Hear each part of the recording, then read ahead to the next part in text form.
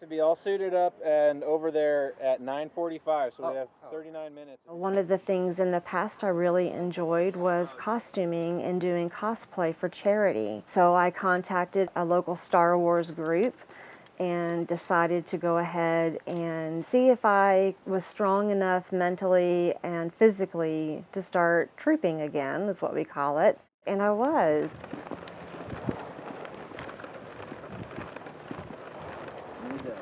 I started to get back into that and enjoying other things in life that I had given up for so long or just simply couldn't do because I was either physically too sick or on opiates and sleeping all the time or nodding off or not having any energy to be able to do those things.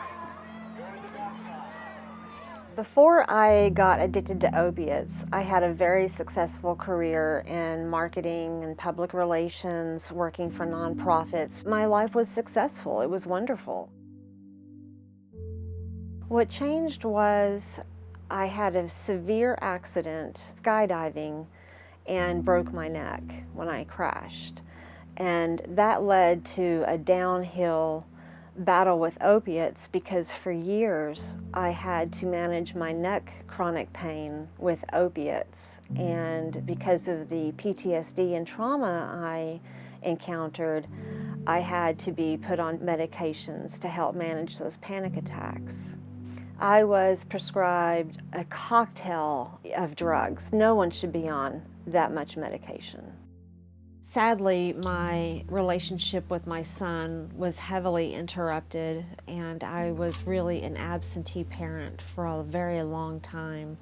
I had to be really authentic and transparent with him, and thankfully he was very supportive, very forgiving. He was a real motivation for me to get help because I knew if I didn't get help, I wasn't going to be around anymore. I met someone in one of my intensive outpatient programs. He was also addicted to opiates. And he told me about a drug called Suboxone that he got on that saved his life. I eventually checked myself into a rehab facility to get me off the opiates. This is what I've heard from physicians, is that Suboxone caps the receptors in my brain that are open and hungry for the opiate, so that my body gets some of the opiate component in it without all the side effects like zoning out and the high. And it's also got naloxone in it, which is an opiate blocker. So if I was to take an opiate on top of Suboxone, it wouldn't work. Your Suboxone levels are all within range, which is great. I think it's incredible that last year I was wanting to kill myself because I could not find a way out of the addiction hole that I was in. And it is amazing that within this past year, I am about to start work full-time like I was before my accident and go back to a healthy, thriving life full of resiliency. I'm proud of you. I'm so happy. No, whatever you did, like literally. I realize I have other avenues to help my pain so that eventually I can wean myself off of Suboxone completely. One of the things that helps me the most is being able to be mindful. So one of the things that I do every day is I have a journal where I write down all the positive things that happened that day. I learned how to use different apps on my phone for meditation. I'm building new networks to help my pain that I can now manage.